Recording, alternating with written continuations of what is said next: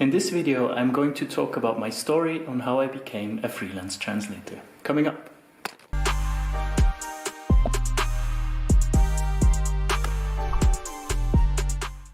Hello and welcome to the very first video on this brand new YouTube channel. My name is Adrian. I'm a professional freelance translator. I translate from English and French into German. And this is the freelance verse. So this is a channel I wanted to create with freelancers in mind.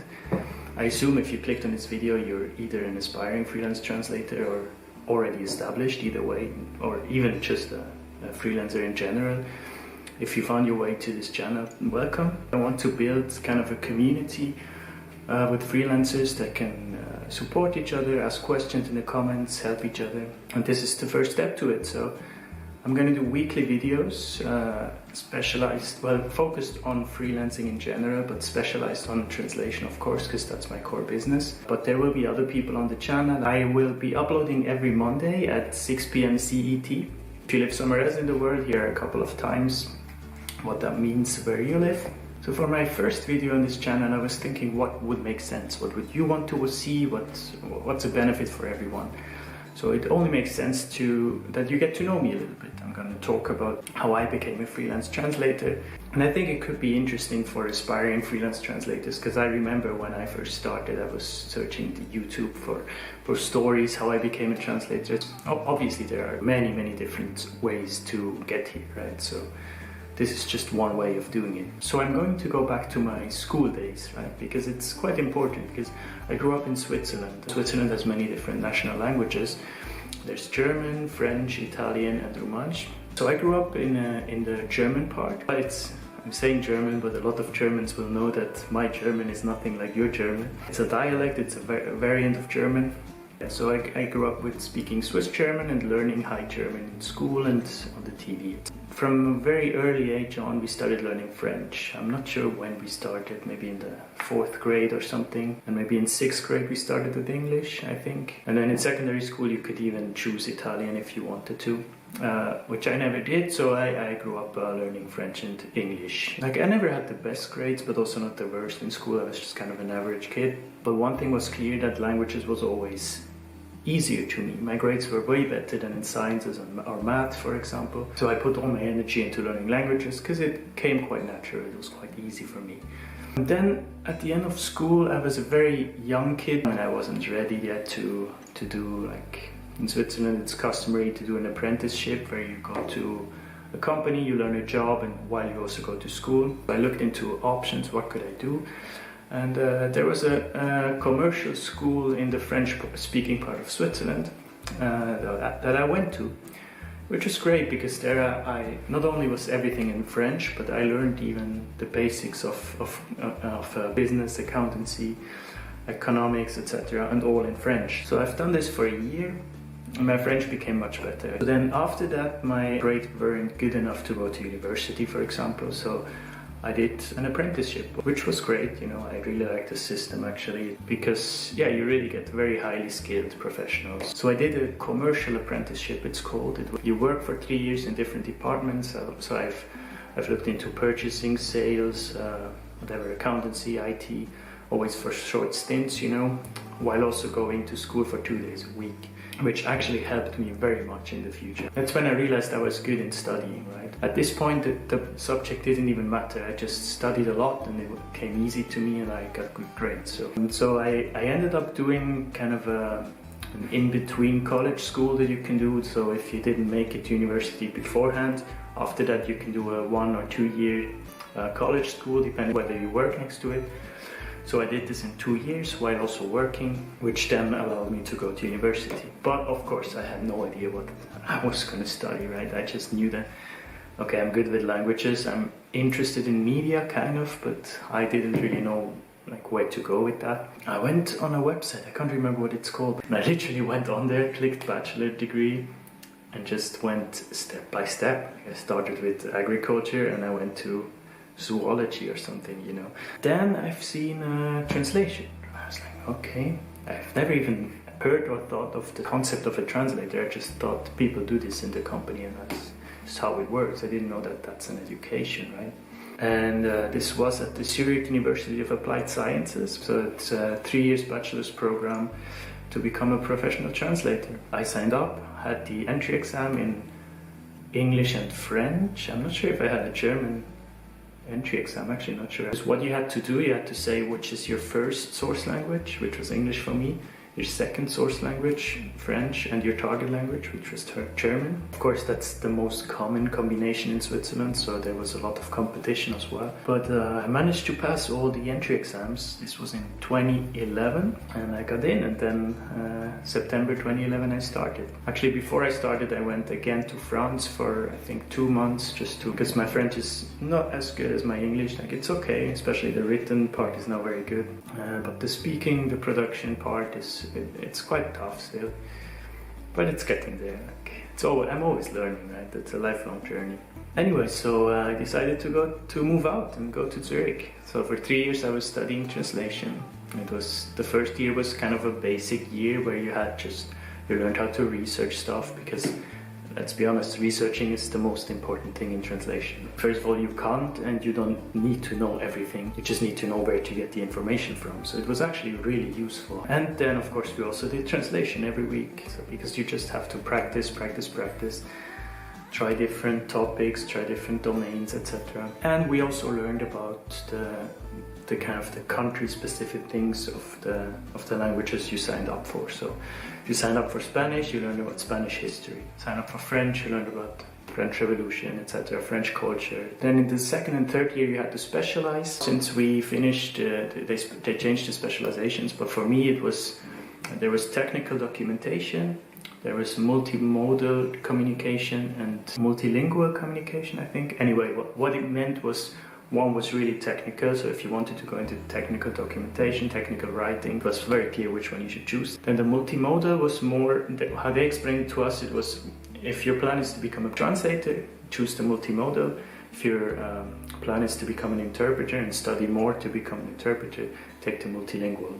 Also in the multimodal, which I chose, there was also courses for subtitling. It was a lot about technology as well. Also my bachelor thesis surrounded around technology and translation. So yeah, then after 3 years, 2014, I had the title of Bachelor of Arts in Translation, specialized in multimodal communication. A very fancy title, but I had zero experience, so I knew that no one's gonna hire me, whatever I do, right?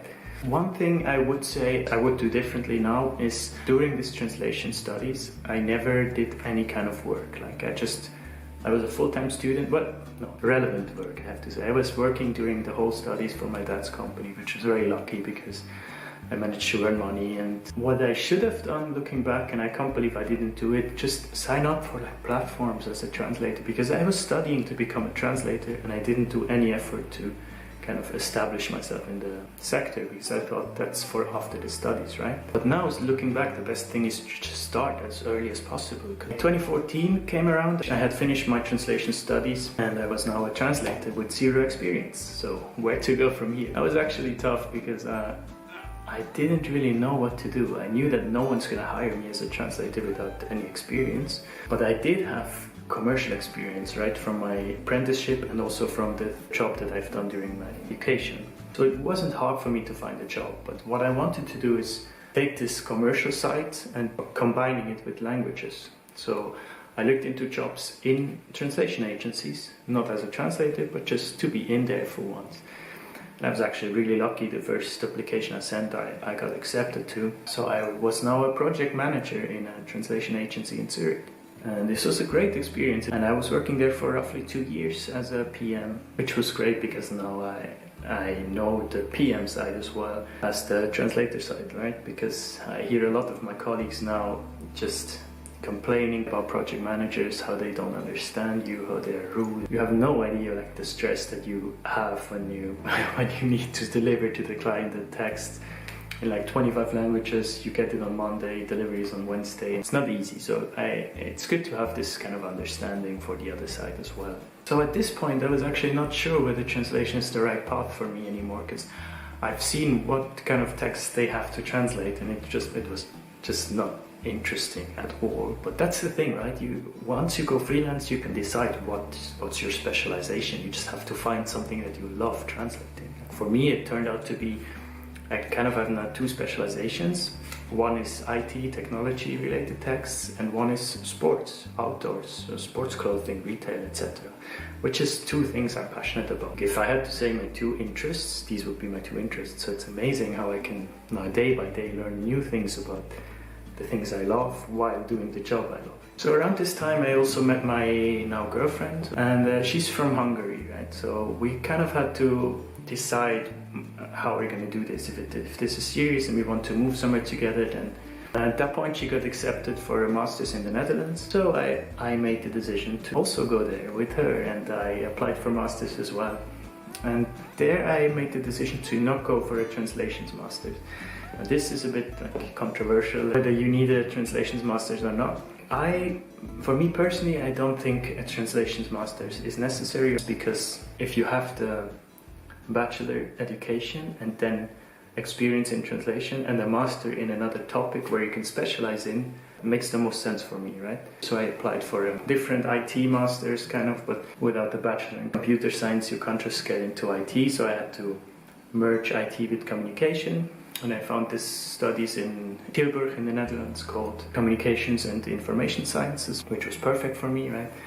And it actually went really quick. Like we had a pre-master of half a year and then a full year master program, and it was done. So what it meant to do a master's abroad was that I didn't have a job anymore. I became kind of desperate because the money was just going down and down. And I thought, I don't even know why I thought about it. I just started signing up for all of these translation platforms that are out there. There's pros.com, proset.com, whatever you want to call it.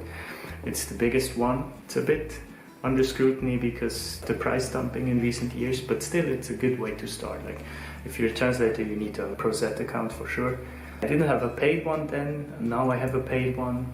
If you want a video on that, let me know in the comments. It didn't take long and people started contacting me. So I thought, okay, this is cool. I can use this as a way to finance my master, or at least, buy groceries. That's already amazing. And the first company that contacted me was a diving agency from the Ukraine, I think, and they needed a German translator because they started to get a lot of German customers.